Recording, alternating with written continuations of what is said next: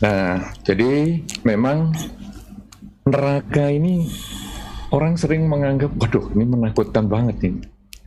Ya, dan bahkan juga orang kemudian menjadikan neraka ini sebagai objek untuk menakut-nakuti.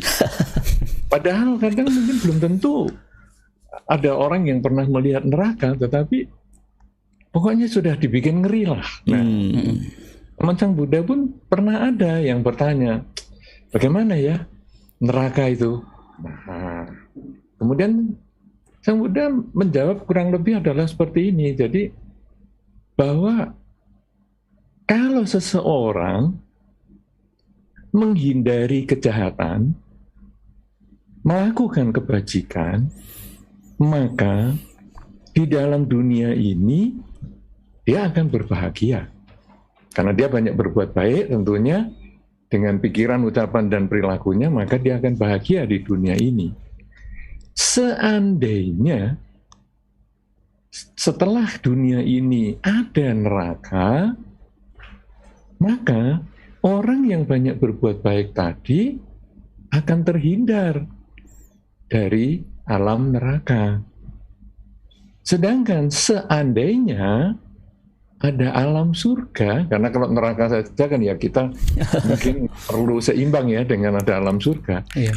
Seandainya ada alam surga, maka orang yang sudah banyak berbuat baik ini akan punya kondisi untuk terlahir di alam surga. Nah, jadi Sang Buddha tidak menakut-nakuti tentang alam neraka, tapi Sang Buddha memberikan jawaban yang lebih praktis, jawaban yang lebih menuju pada kehidupan sehari-hari, dan saya kira ini juga cocok dengan tema kita adalah the guidance to mental growth, ya. Jadi bagaimana kita mendapatkan petunjuk atau guidance tentang pertumbuhan mental. Jadi kita bukan ditakut-takuti tentang alam neraka, tetapi sekarang kita membumi lagi. Ayo kita kembali ke bumi lagi. Bahwa di dalam Dharma pun Sang Buddha menyampaikan yang penting hidup di dunia ini kamu jadi orang baik. Sehingga kalau ada neraka kamu lewat, tidak akan terjadi masuk ke sana. Kemudian kalau ada alam surga, kalau ada ini ya, kita bisa mempunyai potensi untuk ke sana. Nah, kenapa dikatakan kalau ada? Karena untuk orang-orang yang belum memiliki kualitas batin yang baik di dalam latihan meditasi misalnya, sehingga bisa menembus alam-alam ataupun bisa mengingat kehidupan-kehidupan yang sebelumnya, alam neraka ataupun alam surga itu hanyalah kepercayaan yang dikatakan dalam buku-buku. Jadi kalau ditanya buktinya mana? Ya itu buku kan ngomong begitu. Buku itu yang nulis siapa? Yang nulis ya saya nggak tahu. Nah jadi akhirnya kita itu hanya percaya membuta. Padahal di dalam Dharma prinsipnya adalah datang dan buktikan. Sehingga kalau kita hanya mempercayai buku, nah Sang Buddha pun juga pernah menyampaikan kan bahwa jangan hanya percaya pada kitab-kitab suci, jangan percaya bahwa itu sudah menjadi tradisi yang sekian lama jadi kamu harus percaya, jangan percaya kalau itu pun dikatakan oleh guru-gurumu. Nah, tetapi kamu harus buktikan sendiri. Kalau bermanfaat jalani, tidak bermanfaat tinggalkan. Demikian pula alam surga dan alam neraka ini kita mengerti hanya sebatas buku. Seperti misalnya, wah alam neraka, kalau di dalam pengertian Dharma ada dibagi menjadi sekian bagian, ada 8 bagian misalnya. Itu kan katanya buku. Tapi realnya bagaimana? Kita tidak tahu. Dan itu membuat kita kalau takut dengan alam neraka saja, tanpa memperbaiki kualitas hidup kita di dunia ini, maka sebetulnya kita ini tidak sejalan dengan Dharma. Karena Dharma itu adalah datang dan buktikan. Yang dibuktikan apa? Yang nyata adalah kehidupan ini. Dari dasar Sang Buddha yang sampaikan tadi, berarti kita dalam hidup ini yang penting adalah memperbaiki kualitas hidup kita, cara berpikir kita arahkan ke yang baik, cara berbicara, cara bertindak arahkan ke yang baik. Itu yang mengkondisikan kita hidup di dunia bahagia dan memungkinkan kita menghindari dari alam neraka. Nah, kalau menutup alam neraka, menutup pintu neraka ini ngeri, ngeri sekali. Iya. Sangat mengeri. Kenapa demikian? Anda atau mungkin pembuat tema ini mungkin menganggap neraka itu kayak rumah mungkin. Ya, jadi ada pintunya. Ya, mungkin kalau menutup pintu neraka ini agak terlalu kecil. Mungkin menutup gerbang neraka. Oh, iya. Itu lebih spektakuler kan? Iya. Nah, tetapi mungkin dibayangkan hanya seperti rumah, sehingga kalau ditutup gerbangnya orang sudah nggak bisa masuk. Atau mungkin seperti kota, ya, kota kalau mungkin ditutup beberapa pintu masuknya selesai. Tetapi kalau ini alam neraka, gimana nutupnya pintunya? Pintunya aja ada berapa? Bagaimana kita mau menutup? Karena namanya alam, ya. Ini kita berbicara tentang alam neraka ya. Karena kadang-kadang orang juga menyampaikan begini. Sebetulnya hidup ini juga kalau kita banyak kesulitan, ya seperti kita di alam neraka loh. Oh, iya. Betul Bante. Ya kan? Nah, iya benar. Itu sebetulnya adalah neraka kehidupan. Jadi neraka kehidupan artinya dalam hidup ini kita mengalami kesulitan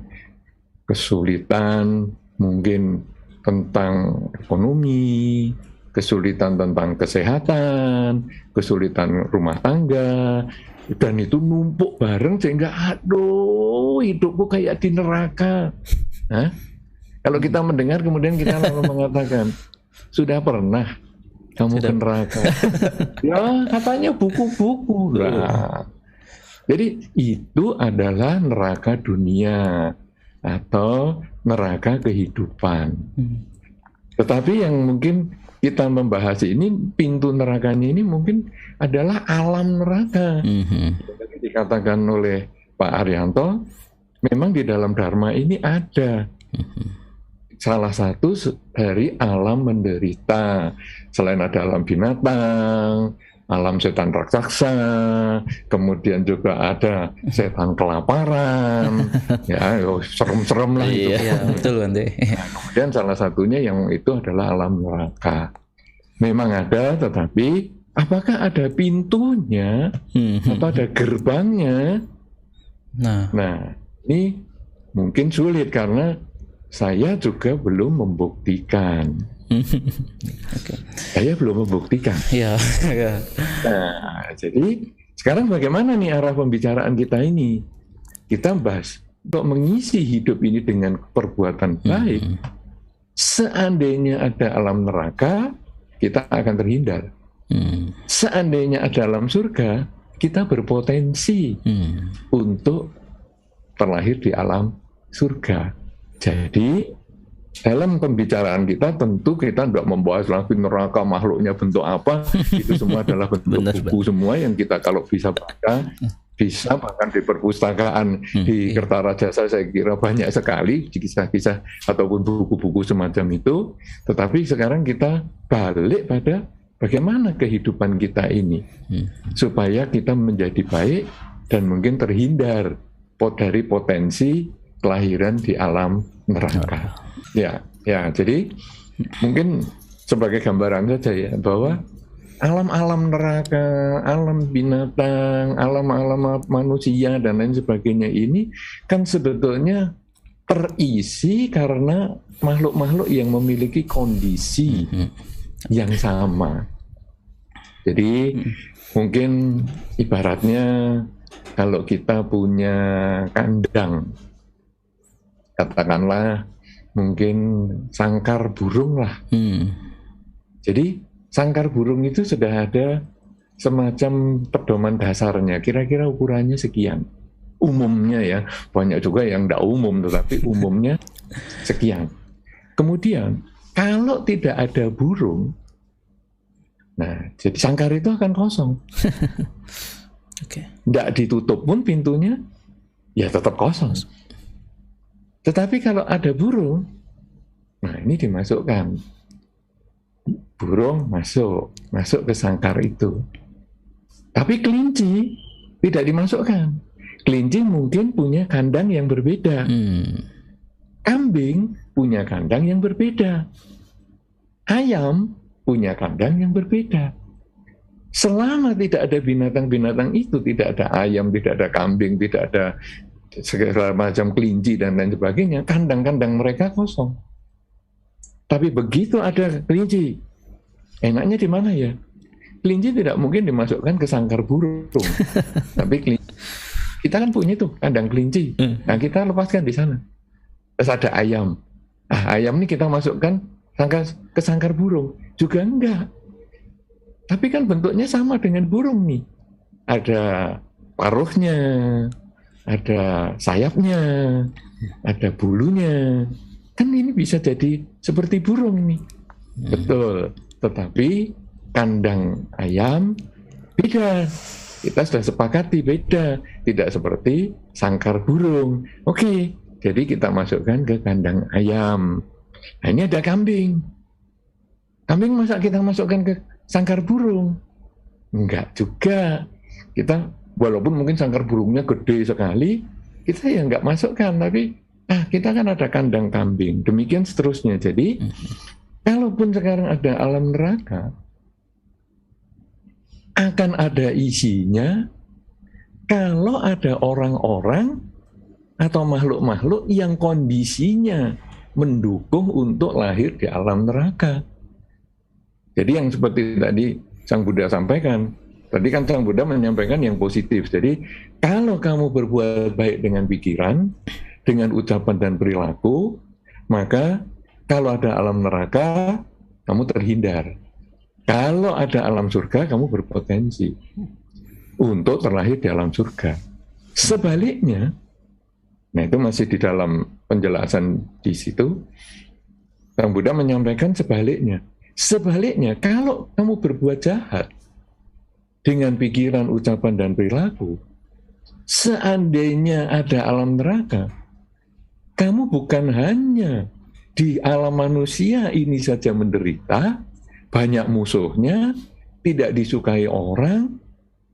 Kalau karma buruknya berbuah juga kamu akan menderita di alam manusia ini. Setelah meninggal pun, kamu berpotensi terlahir di alam neraka. Kalau seandainya kamu di alam manusia ini banyak berbuat jahat, kemudian pikiranmu jahat, ucapanmu jelek, perilakumu juga tidak menyenangkan, maka seandainya setelah kehidupan ini ada alam surga, maka selain kamu mengalami penderitaan di dunia dengan dimusuhi orang dan lain-lain, kamu pun tidak mempunyai potensi untuk terlahir di alam surga. Sehingga kalau sekarang neraka itu tadi saya ibaratkan seperti kandang itu, kalau kondisinya cocok, orang itu baru terlahir di alam sana, di alam neraka. Surga juga begitu, kalau kondisinya cocok, baru dia terlahir di alam surga. Tapi kalau kondisinya tidak cocok, ya dia akan lahir di alam yang lebih sesuai.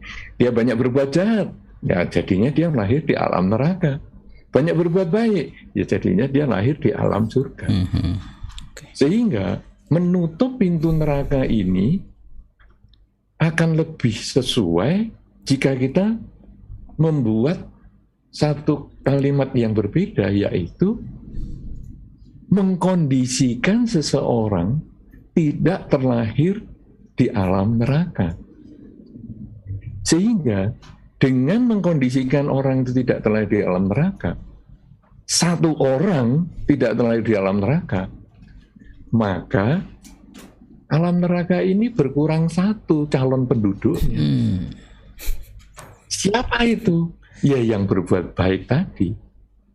Nah, alam surga seandainya ada, berpotensi bertambah satu penghuninya. Siapa itu? Ya, orang yang berbuat baik tadi. Nah, kalau satu orang ini bisa berbuat baik dan menginspirasi orang lain untuk berbuat baik, menjadi 2 orang, 5 orang, 10 orang, maka lama-lama semakin banyak makhluk yang tidak memiliki kondisi yang sesuai untuk lahir di alam neraka, tetapi lebih sesuai terlahir di alam surga. Kalau semakin banyak lagi makhluk yang banyak berbuat baik, maka akhirnya penghuni neraka itu semakin berkurang. Tapi apakah kemudian habis sama sekali? Tak terpikirkan. Karena itu sudah di luar batas kemampuan seseorang berpikir, ya. Jadi itu sudah tak terpikirkan. Tapi minimal bisa mengurangi makhluk itu. Dan siapa yang bisa mengurangi? Ya kita ini. Kita ini siapa? Kita ini adalah yang mau menjadi orang baik. Baik dalam cara berpikir, baik di dalam cara berbicara, maupun baik di dalam cara bertindak. Siapapun juga mereka yang baik dalam cara berpikir, berbicara, dan bertindak, itulah yang berpotensi terhindar dari alam neraka dan berpotensi terlahir di alam surga.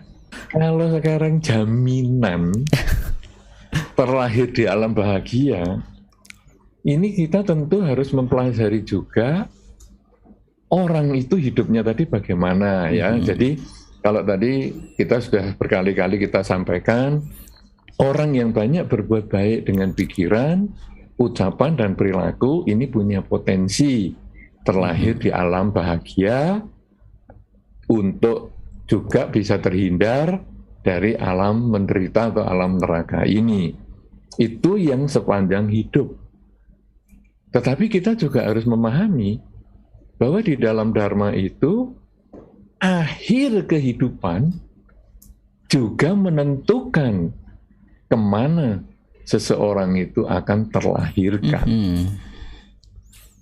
Nah, jadi bagaimana ini sekarang akhir kehidupan? Akhir kehidupan itu di dalam Dharma disampaikan ada proses berpikir, walaupun cepat sekali proses berpikir itu, tetapi ada tahap-tahapannya.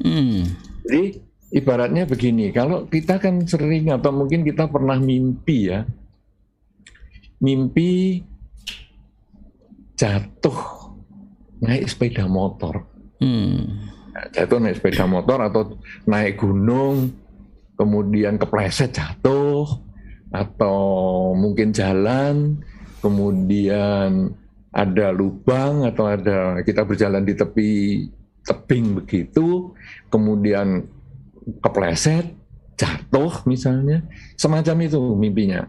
Nah, kemudian mimpi itu akhirnya kita terjatuh dari kasur. Karena kita mimpi lari misalnya tadi dikejar makhluk halus misalnya. Wah, ini kita masuk ke hutan, kemudian ada makhluk halus, kemudian kita noleh, ada makhluknya, kemudian kita lari, waduh sampai keringetan semua, kemudian sampai di tebing pinggir jurang, waduh gimana ini, belakang masih makhluk, ya sudahlah terjun, terjun sungguhan, kita itu nyampe ke lantai, dan kita kaget bangun, loh kok jatuh ya saya? Ya kan mimpi bisa seperti itu. Kalau kita masuk ke mimpi yang lain, mimpi ngompol dan lain sebagainya, sungguhan, ya. Nah ini kan mimpi jatuh sungguhan. Nah itu kalau kita lihat ceritanya, itu kan demikian panjang. Jadi tadi masuk ke hutan, misalnya, hari ini saya kok kepingin pergi ke hutan ya, mungkin mau cari bunga atau segalanya gitu. Kemudian kita jalan-jalan masuk hutan pelan-pelan gitu, kemudian menikmati suara burung, kemudian menikmati pohon-pohon rindang, menikmati suasana sejuk di hutan dan lain sebagainya, sampai akhirnya ketemu makhluk halus tadi atau ketemu harimau lah, ya, ketemu harimau, ada harimau. Waduh, saya takut ini. Kemudian kita lari. Larinya itu juga jauh sampai keringetan. Kemudian tadi kecemplung jurang. Sampai kita jatuh. Jatuh juga keringetan, Mas Ian. Kemudian ini diselidiki sama beberapa peneliti. Kapan orang itu mimpi? Jadi, apakah masih di atas kasur? Nah, jadi di atas kasur masih telentang misalnya, atau miring misalnya, sudah ngimpi jalan-jalan begitu. Kemudian nanti lari itu sambil lari itu nanti jalannya makin tidurnya itu makin ke samping kasur. Kemudian waktu jatuh itu ya bareng dengan jatuhnya dari kasur misalnya. Itu dikondisikan oleh para peneliti untuk dilihat mimpinya itu mulai kapan. Ternyata mimpinya itu bukan ketika seseorang baru di atas kasur, tetapi mulai mimpi tadi jalan-jalan, pengen jalan-jalan, hari ini mau ke hutan sana. Itu adalah ketika dia sudah di pinggir kasur dan sudah mau jatuh, dalam posisi yang dia sudah mau jatuh. Jadi tidak nunggu beberapa detik lagi, tidak. Dia sudah posisinya jatuh. Jadi kemudian jatuh sampai di lantai. Kalau sekarang kasurnya itu katakanlah 20 cm, jatuh seperti itu kan hanya berapa saat saja, nggak sampai 1 detik. Tetapi mimpinya itu bisa segitu panjang. Iya. Nggak sampai 1 detik, tapi mimpinya itu demikian panjang. Jadi mulai mimpi kepingin jalan-jalan, kemudian mulai masuk hutan, santai menikmati lingkungan, kemudian ketemu harimau, kemudian dikejar yang demikian jauh, rasanya berkilo-kilometer, kemudian ketemu jurang, lalu berpikir mau terjun dan lain sebagainya, kemudian terjun seperti, waduh nggak selesai sampai kita seperti berteriak begitu, sampai akhirnya jatuh sungguhan ke tanah di jurang itu, dan akhirnya kita bangun. Itu hanya sepersekian detik. Tetapi pikiran sudah membuat cerita sedemikian panjang. Artinya apa ini? Artinya sama dengan yang disampaikan di dalam Dharma, bahwa 1 detik pikiran itu, dalam 1 detik pikiran itu bisa muncul 1 miliar pikiran. Jadi banyak sekali yang dipikirkan. Nah, jadi kalau kita sudah memahami bahwa kecepatan pikiran itu luar biasa, sama dengan kita hari ini, misalnya kita melihat acara ini, sambil melihat, sambil mendengar, sambil berusaha memahami, ini sebetulnya menggunakan pikiran yang berbeda. Melihat pun juga, melihat itu ada yang mengenali juga. Jadi melihat pertama adalah melihat monitornya, kalau mungkin kita nontonnya pakai komputer, atau kita menggunakan televisi karena juga di streamingkan lewat YouTube misalnya, atau melihat kita dengan HP misalnya. Nah, kita melihat itu kemudian kita mengenali, oh ini yang menyampaikan ini Pak Putu, oh yang menyampaikan ini Pak Lianto. Oh, ini berdua kelihatan bajunya seperti itu, backgroundnya seperti itu. Kemudian yang ini Bante Utamo. Kemudian backgroundnya seperti ini, pakaiannya seperti itu, gerak-geriknya seperti itu. Itu sebetulnya adalah proses pikiran untuk mengenali juga. Kemudian selain itu masih ada lagi mendengarkan. Mendengarkan ini pun sambil memahami, menerjemahkan dan lain sebagainya, itu semua adalah proses yang sangat kompleks yang dilakukan oleh pikiran, sampai akhirnya dalam 1 detik seolah-olah kita melakukan segalanya itu. Yang melihat, yang mendengar, yang berpikir, ya mungkin ada sebagian ini sambil nulis misalnya, ya sambil dengarkan, sambil nulis, seolah-olah itu 1 saat itu dilakukan bersamaan. Padahal itu bergantian. Jadi demikian cepat gerak-gerik pikiran itu. Nah, sekarang balik kepada proses kematian tadi. Proses kematian itu, kadang orang mengatakan, kita kadang bisa melihat orang yang mau meninggal itu kalau di rumah sakit karena tua. Oh ya, jadi tua, kemudian dirawat di rumah sakit, kemudian kita melihat proses penurunan kekuatannya, makin hari makin lemah, kemudian akhirnya, aduh, kata dokter hari ini loh, sudah akan selesai waktunya. Yo, keluarga kumpul. Oke, keluarga kumpul. Kemudian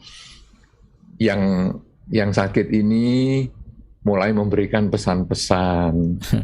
Karena semua yang berkumpul, saya rasanya sudah tidak kuat nih. Mungkin hari ini saya sudah mau jalan. Jadi kalian yang rukun-rukun ya, ya tinggal dulu. Nanti sepeninggal saya jangan geger-geger. Saya akan bahagia kalau kalian akur selalu. Sudah ya, pamit. Meninggal. Wah, itu meninggal yang enak. Ada meninggal yang misterius. Anak-anak sudah kumpul semua, bagus. Begini ya, selama hidup saya ini ada sesuatu yang saya rahasiakan. Dan sekarang karena sudah akhir kehidupan saya, maka saya mau menyampaikan rahasia saya ini. Bahwa udah hilang bunda. Yang dengarkan sudah serius, meninggal. Belum sempat disampaikan. Akhirnya terjadilah perdebatan. Apa ya rahasianya? Apa ya? Waduh, apa warisan ya apa? Itu meninggal yang membuat masalah. Nah, yang tadi yang pertama meninggal karena nyaman. Semuanya sudah selesai, warisannya sudah dibagi. Oke, sampai ketemu. Nah, orang kadang menganggap, wah, kalau matinya seperti yang pertama tadi pasti bisa mikir yang panjang ini, yang akan saya ceritakan. Tapi kalau mati yang belakangan ini, yang baru saya akan sampaikan ya bahwa hilang. Ini bagaimana bisa mikir? Belum lagi kalau meninggal karena kecelakaan, meninggal sakit jantung, aduh, jantung, meninggal. Atau kemudian ya kecelakaan itu misalnya atau jatuh kemudian kepalanya kena batu langsung amblas misalnya. Apakah bisa mikir? Bisa. Kenapa demikian? Karena pikiran itu dalam 1 detik bisa 1 miliar pikiran. Seperti orang mimpi tadi. Yang dia sebetulnya mimpinya itu mulai dari dia sudah jatuh dari kasur. Yang melayang hanya sepersekian detik karena kasurnya hanya 20 cm, itu pun mimpinya panjang. Jadi ketika orang itu meninggal, seolah-olah itu begitu kena batu langsung meninggal, atau kena setrum misalnya megang kabel yang nyetrum meninggal, atau kesambar petir misalnya. Sebetulnya masih ada saat seperti itu yang seperti dalam mimpi tadi itu. Nah, sekarang kalau proses lahir di alam surga dan terhindar dari alam neraka tadi adalah ketika hidup banyak berbuat baik dengan pikiran, ucapan dan perilaku. Sekarang gimana saat meninggalnya ini? Nah, itu apa? Pikiran saat meninggal di dalam Dharma itu ada urutannya. Kalau tadi Pak Arianto menyampaikan gimana nih step-stepnya. Ini step meninggal duluan ya. Ini katanya buku karena saya ya belum tahu ini meninggal ini gimana ya. Karena Kalau ditanya, ya dulu kan Bante pernah meninggal sebelumnya. Ya, memang saya nggak inget itu. Proses meninggal itu ada caranya. Sama dengan seperti kita menghidupkan komputer. Anda yang sudah berpengalaman menghidupkan komputer, kalau di-on-kan, kemudian komputer itu akan mulai bekerja dan mencari beberapa perangkatnya. Misalnya, keyboardnya kok nggak ada, mouse-nya kok nggak ada, langsung komputernya nggak mau jalan. Ya, kalau Anda memahami ada teknik-teknik seperti itu, Anda nanti akan memahami bahwa kalau keyboardnya kita cabut atau mouse-nya kita cabut, nggak mau jalan komputernya itu. Ya, tapi kalau laptop kan sudah nempel. Kemudian pikiran juga sama. Dia pada waktu mau meninggal, saat akan meninggal, itu pikirannya akan nyari dulu. Nyari perbuatan yang paling berkesan, paling berat yang pernah dia lakukan. Perbuatan apa yang paling berat yang pernah dia lakukan? Kalau baik misalnya. Nah, kalau baik itu, perbuatan baik apa yang paling berat? Kalau di dalam Dhamma disampaikan, orang yang melatih konsentrasi dalam meditasi, dia mencapai tingkat konsentrasi yang maksimal. Nah, karena meditasi itu adalah melatih keterampilan berpikir, memusatkan perhatian pada objek, sampai akhirnya selalu tercapai tingkat konsentrasi yang maksimal itu, maka saat meninggal, saat sebelum meninggal itu, pikiran yang biasa terlatih fokus tadi mencapai tingkat konsentrasi tertentu itu, dan pada saat itu meninggal, dia langsung terlahir sudah. Disebut di alam Brahma. Nah, jadi ini bagian alam yang sudah lebih tinggi lagi nih dari sekedar alam surga tadi, tapi ini adalah alam Brahma. Tapi kita nanti tidak bahas tentang alam-alam ini ya, saya hanya menyampaikan saja seperti itu. Karena kalau nanti bahas lagi, apalagi ini, kita ya sama-sama belum pernah ke sana. Ya, lebih baik bahas kota Batu lah, kota Malang lah, kota Surabaya lah, itu yang jelas kita pernah ke sana. Tapi disampaikan begitu. Jadi kalau tingkat meditasinya ini kualitasnya bagus, dia akan lahir di alam Brahma ini. Mungkin alam Brahma atau bahkan yang Brahma berbentuk, tidak berbentuk, dan lain sebagainya. Atau dia bisa mengembangkan kesadaran lebih maksimal, kesadarannya maksimal sekali. Jadi kalau tadi tingkat konsentrasinya tinggi, maksimal, dia lahir di alam Brahma. Tapi kesadarannya maksimal, jadi dengan hasil meditasi itu, dia selalu sadar. Bukan hanya sadar kapan napas masuk, kapan napas keluar, tetapi dia sadar apa yang harus saya sedang kerjakan saat ini. Saya sedang berpikir, saya sedang berbuat, ya, kemudian juga saya sedang membaca misalnya, saya sedang menulis, saya sedang mengendarai kendaraan misalnya, dan seterusnya. Itu sebetulnya adalah membuat kesadaran kita maksimal. Kalau kesadaran maksimal ini yang kita sudah biasa kerjakan, maka pada saat meninggal, dia tidak terlahir di alam manapun juga. Karena keinginannya sudah berhenti. Keinginan itu timbul karena dia tidak sadar pada saat ini. Dia berpikir tentang masa lalu atau tentang masa depan. Jadi, orang yang selalu berpikir tentang masa lalu dan masa depan, tidak menyadari hidup saat ini, itu yang membuat dia bisa terkondisi lahir di berbagai alam. Misalnya, aduh kenapa aku dulu kok mengambil keputusan seperti itu, nyesel aku, aduh. Ya lahirlah dia nanti pada saat itu meninggal, lahirlah dia di alam-alam yang penuh penyesalan. Atau aduh besok ya kalau aku besok mau ke sana ini, ke tempat itu, kota itu misalnya. Kalau dia meninggal dalam posisi itu, dia lahir nanti di area kota itu karena itu pikiran akhirnya.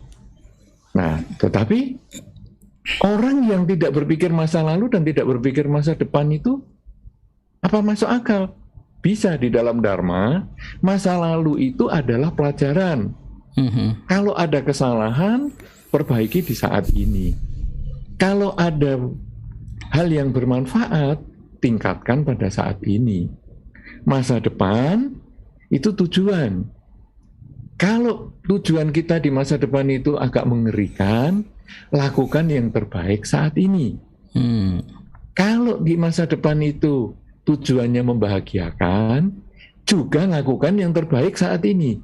Sehingga saat ini itu bisa memperbaiki masa lalu dan membangun masa depan. Nah, orang yang selalu sadar hidup pada saat ini, kalau meninggal, dia sudah bebas dari keinginan, bebas dari ketamaan, kebencian, kegelapan batin, maka dia tidak terlahir di alam manapun juga. Nah, itu adalah pikiran yang paling besar muncul. Tetapi kalau sekarang pikiran yang paling besar ini tidak muncul. Karena kita tidak punya. Meditasi, ya ngawur-ngawur. Disuruh 30 menit meditasi aja pikirannya piknik. Piknik. Nanti kalau timernya sudah bunyi baru kaget, ngapain saya tadi ya. Ngapain, tidur mungkin. Ya, nah jadi disuruh meditasi, ngantuk. Kemudian disuruh menyadari saat ini sedang apa, meleset-meleset terus. Nah, kemudian apa ini kalau tidak ada pikiran yang paling besar?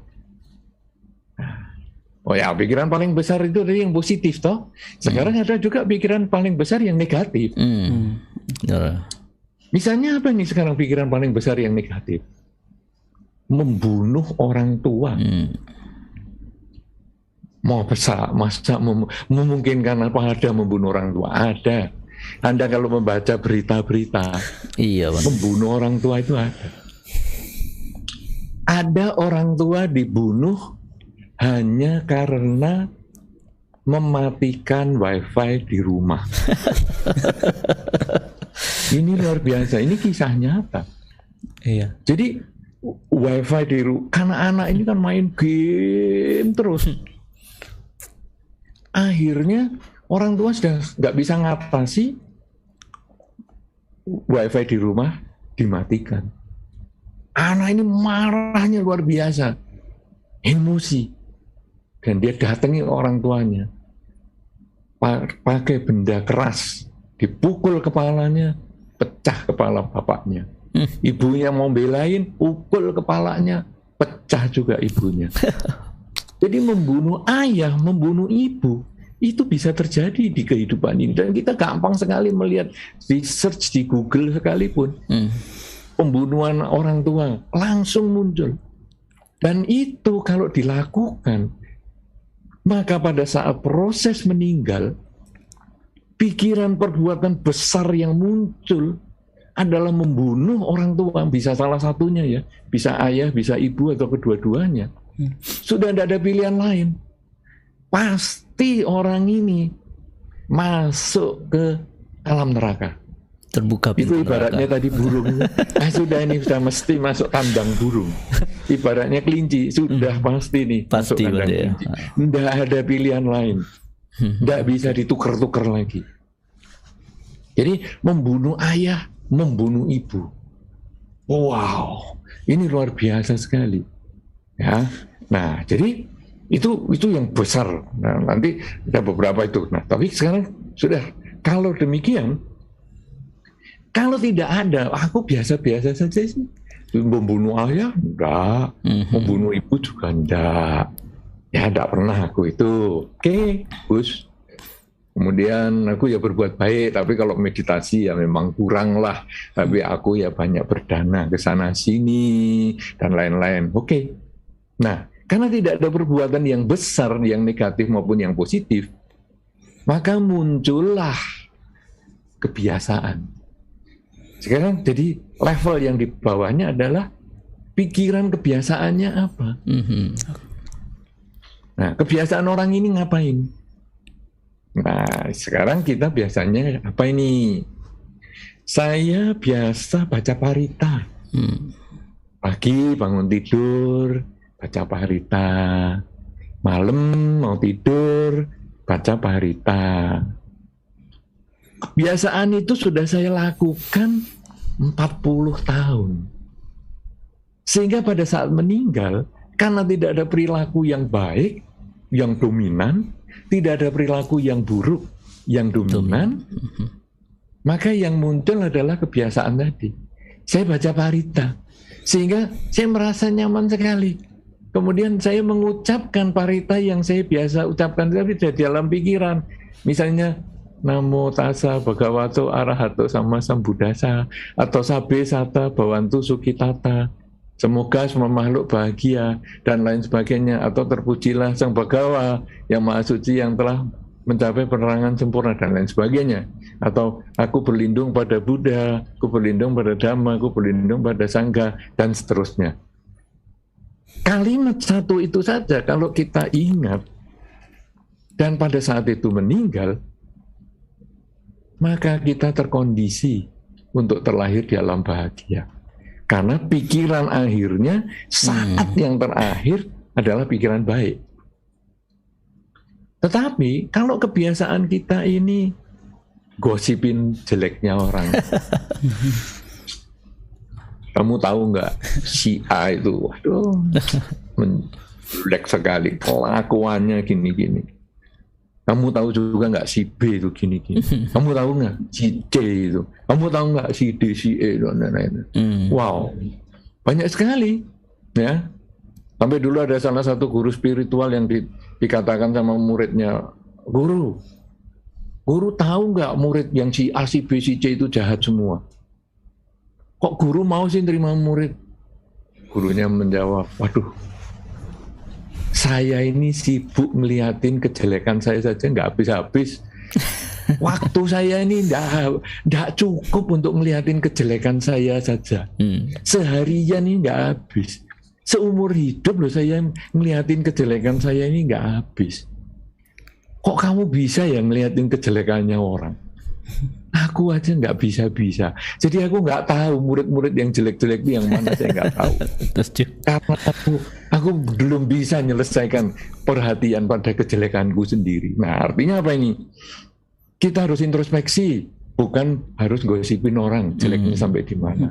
Kenapa demikian? Karena kalau kita kebiasaan berpikir negatif, pada saat kita nanti akan meninggal, tidak ada pikiran yang besar positif maupun negatif, yang muncul adalah kebiasaan, yaitu mikirkan jeleknya si A itu. Si A ini. Berpikir demikian, maka orang ini malah terlahir di sekitar si A. Jadi musuhnya, atau jadi anaknya, jadi tetangganya, jadi teman sekolahnya, jadi teman kerjanya. Kan memang umurnya nanti kan beda ya, karena nanti kelahirannya itu butuh 9 bulan dan lain sebagainya, kandungan, terus dia dibesarkan dan sebagainya. Mungkin nanti jadi mantunya misalnya, jadi menantunya, atau mungkin jadi cucunya mungkin, atau jadi apa. Dan akhirnya nanti kebencian itu nyambung. Benar. Akhirnya dia jadi cucu yang suka gosipin kakeknya. Nanti kakeknya benci sama cucunya. Akhirnya ya seperti itu. Atau kalau dia tidak terlahir di sekitar si A itu, dia bisa terlahir justru juga di alam menderita.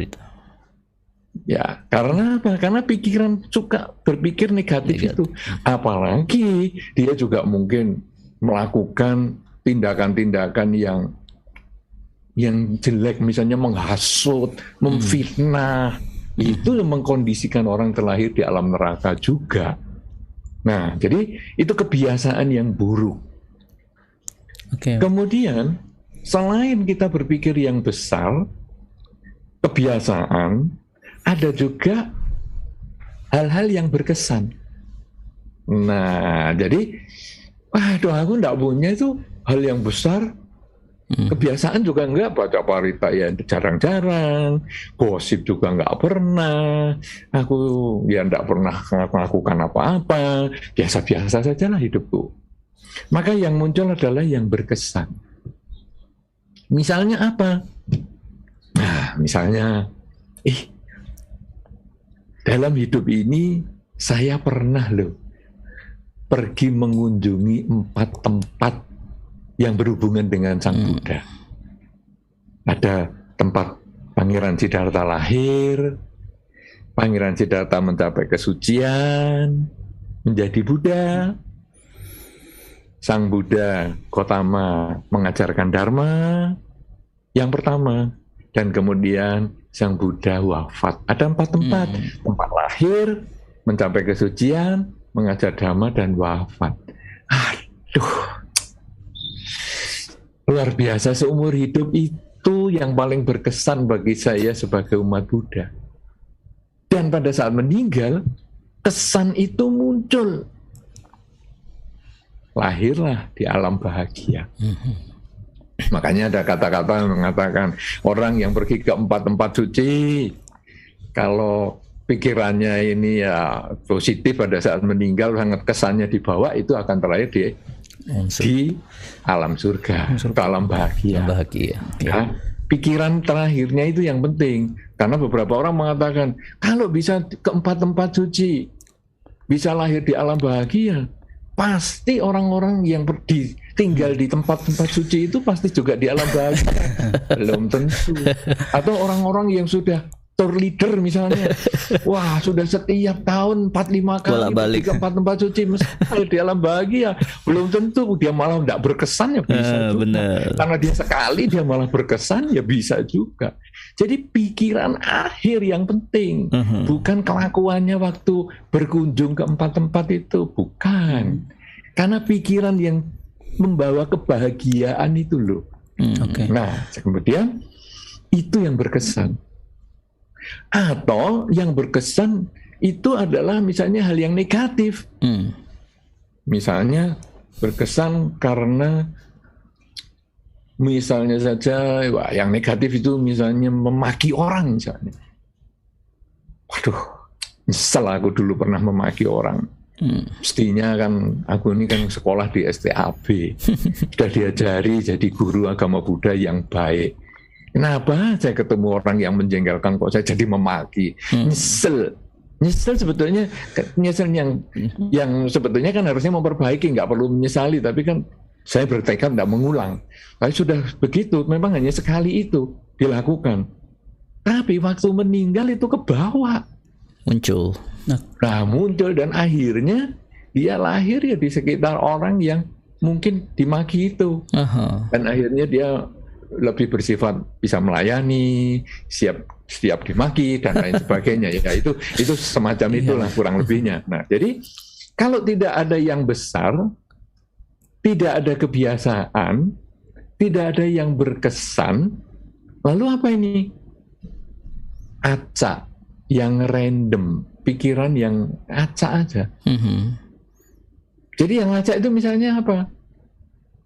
Ya, satu ketika saya pernah berdana kepada Bante waktu Katina, itu ya pernah saya lakukan. Walaupun tuh ya hanya saya diajak temen aja, ayo.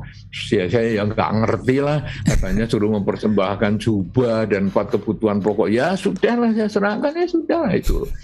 Sebetulnya ya saya kalau ditanya apa, ya saya ngerti, saya cuma ikut-ikutan. Tapi itu acak dan muncul. Dan karena pada saat itu dia pikirannya baik, pada penyerahan itu, maka dia terkondisi, dia lahir di alam bahagia. Padahal dia tidak ada kesan apa-apa, itu hanya acak. Atau acak yang berbuat jahat. Misalnya memaki orang tuanya. Jadi kita jengkel dengan orang tua, kemudian mengeluarkan kata-kata yang menyakitkan.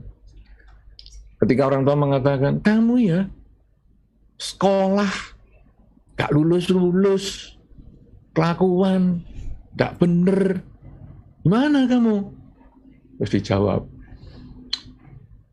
buah pohon itu kalau berbuah, buahnya itu jatuhnya nggak jauh dari pohonnya. Jadi kelakuan saya begini ini ya karena orang tua. Langsung orang tuanya marah besar, emosi, sampai kita nggak diajak ngomong 3 hari 3 malam misalnya. Nah ini kemudian membuat kita, aduh keliru ya saya ngomong gitu. Logikanya benar bahwa buah itu tidak pernah jatuh jauh dari pohonnya kecuali kena badai. Tapi kalau saya omongkan sama orang tua kan, orang tua sakit hati. Pikirannya justru orang tua itulah yang sumber kebodohan tadi. Sekolah nggak lulus-lulus, sumber orang tua kelakuannya yang jadi tidak baik itu. Jadi, aduh saya ini memaki orang tua ya, salah ini. Tapi itu jadi pikiran acak. Dan pada saat meninggal, pikiran acak itu mengkondisikan kita lahir di lingkungan yang tidak nyaman karena pikiran buruk kita itu. Nah, jadi seseorang itu bisa meninggal dengan melewati 4 bentuk pikiran tadi.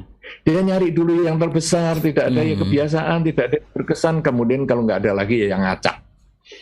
Nah, sekarang karena pikiran itu bergerak demikian cepat seperti orang jatuh dari kasur tadi sampai ke lantai yang walaupun kasurnya 20 cm, maka gelombang pikiran yang muncul itu tidak sampai 1 detik. Sehingga walaupun kecelakaan dikatakan tewas seketika, dia tetap punya kesempatan berpikir seperti itu. Loh, tapi kalau koma gimana ini? Kalau sekarang sudah tidak sadar lama ataupun pikirannya sudah nggak ada gelombang pikirannya atau apa, ya itu yang mungkin adalah kebiasaan atau yang acak tadi. Tapi yang jelas itu pasti ada. Nah, kemudian orang ini sudah berbuat baik banyak nih karena sudah mendengarkan podcast kita atau si kepo kita ini. Kepo banget ini. Si kepo. Padahal yang kepo ini singkatan yang baik sekali ya, kata Rajasa Podcast. Ya kepo ya. Nah, jadi sudah mendengarkan tentang menutup pintu neraka. Dia sudah berbuat baik banyak nih. Berbuat baik dengan pikiran, berbuat baik dengan ucapan, berbuat baik dengan perilaku. Sudah itu. Tapi pada saat meninggal, proses berpikirnya ini bisa muncul mungkin kebiasaan yang sebelumnya, sebelum mendengar podcast ini. Misalnya apakah dia suka membantah orang tua dengan kata-kata yang menyakitkan, atau mungkin suka menghasut dan lain sebagainya. Waduh, dia bisa lahir di alam menderita. Waduh, berarti nggak cocok ini penjelasan malam ini nih. Kalau saya protes.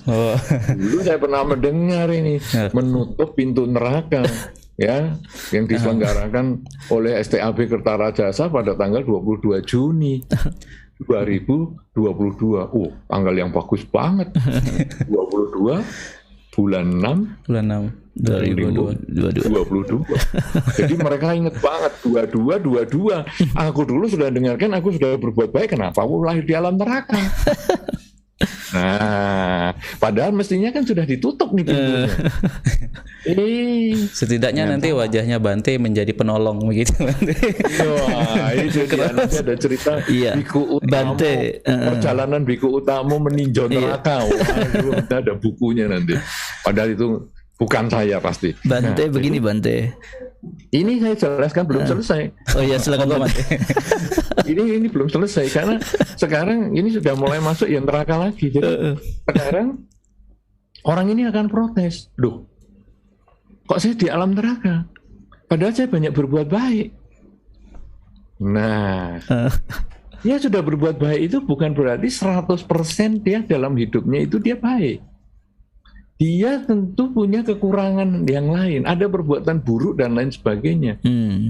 Dan di dalam Dharma, alam-alam itu tidak kekal. Alam manusia misalnya ini tidak kekal. Kita mau umur berapa? Mau 100 misalnya bisa. tetapi pasti akan meninggal. Alam binatang tidak kekal, itu yang kita bisa lihat ya. Nah, demikian pula alam neraka di dalam pengertian dharma juga tidak kekal, alam surga juga tidak kekal. Jadi umurnya terbatas. Sehingga walaupun dia sudah berbuat baik banyak, karena pikiran akhirnya itu dia bukan pikiran baik, dia lahir di alam neraka untuk waktu yang sebentar. Kenapa demikian? Karena pikiran dia masih punya sisa karma buruknya itu. Kemudian dia mati dari alam nerakanya. Kalau sudah karma buruknya habis dan dia terlahir di alam bahagia, karena apa? Karena dia banyak berbuat baik tadi dengan pikiran, ucapan, dan perilakunya. Sebaliknya ada orang yang mengatakan, nanti kalau mau meninggal kita doain kan pasti lahir di alam bahagia. Bisa, padahal kelakuannya jahat. Melakukan pembunuhan, pencurian, perzinahan, bohong, dan mabuk-mabukan. Tapi ketika mau meninggal, dia didoain dan dia merasa berkesan dengan doa itu. Dia bisa lahir di alam bahagia, bisa lahir di alam surga juga.